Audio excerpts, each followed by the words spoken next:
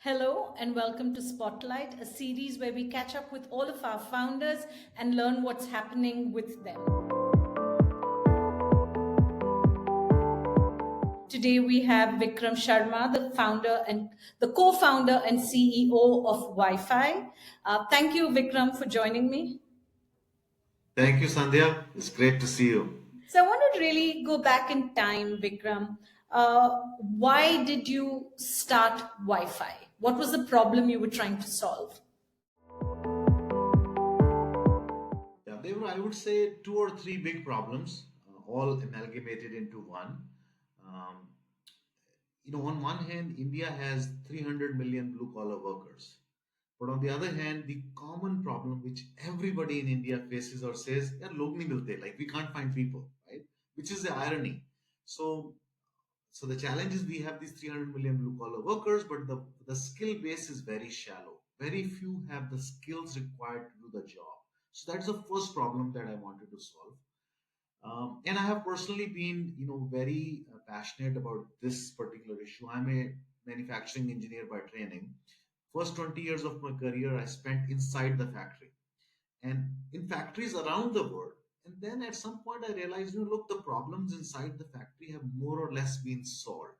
There's very little, last problem which needs to be solved in the factory, but there are bigger problems outside of the factory. When a product is made and shipped out, there are higher chances of that problem or that product having issues in the hands of the consumer. So that's what I wanted to solve. So that's the second leg of the problem, which is there are a lot of very good quality consumer durable products in the hands of the consumers in the Indian market, which are at par with the West.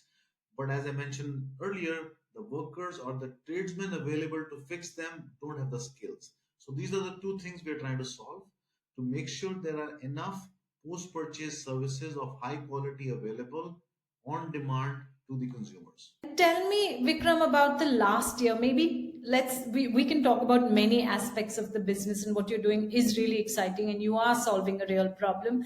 But because we have a short amount of time, I want to focus on perhaps the recent past, some of the milestones you'll have hit over the last year. When we originally started the business, we were just a fulfillment company and the software was free with it. And then along the way, and also with the help of Capria, we basically realized that there is opportunity to monetize SaaS as well. So we actually started the SaaS vertical, and today it's significant revenue coming from SaaS as well. The second thing is we also successfully raised a pre-series A round, in which, of course, led by Capria. Our strategy is composed of three parts: deeper, broader, faster. So we had progress made in all three dimensions. By deeper, I mean depth. So the categories which we already exist, we should be offering, going deeper there and offering higher and higher value added services within that. So example of that is furniture. Today we are the definite leaders in the market for modular furniture. So we have a lot of services available. So we have gone deep in that. By breadth, we have added number of new categories which we did not have before. So like electrical, smart homes, and so on. And faster is, through the using adoption of technology, how can we do things faster and quicker? So that also we have accelerated our technology platform and overall capacity. One of the things I love to talk to about entrepreneurs and founders is, when you're not on that entrepreneur journey, it's hard for people to understand really the ups and downs. And it's so much a part of a founder's journey. It'll be lovely if you could talk to me a little bit about a moment of failure or a down and how you turn that around. Specifically, if I can give you an example from the recent past, like just last year, when we were raising our capital round, it was a pretty tough journey. There were moments in time where when we felt that this is not happening, we have to find alternate ways to run the business, or basically really really shrink the business so that we can run it at a smaller size but profitably. So there were all these ups and downs where there were days when we would thought we thought that scale is not possible now for the short term. Let's get into cockroach mode and survive. But here we are today, again thinking about aggressive, sustainable growth. And you are in a very exciting space. What does this mean for you now and going forward?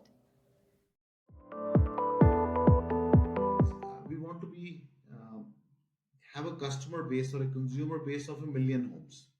There are 100 million urban homes in the country, and I would say that half of them are directly, direct possible customers for us.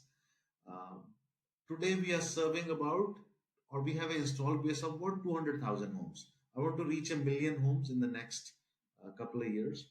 That is one. Second is I also want to have a workforce or a team of more than 10,000 people in the next 1 year and 20,000 in the next 2 years. Today we are at about 3,000.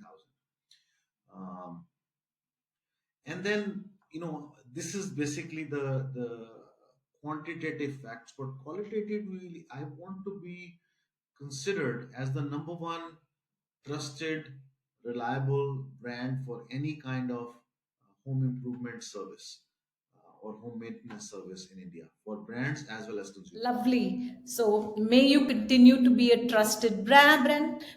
May you reach 1 million homes with an army of 20,000 people. More power to you, Vikram, and thank you for joining me on Spotlight.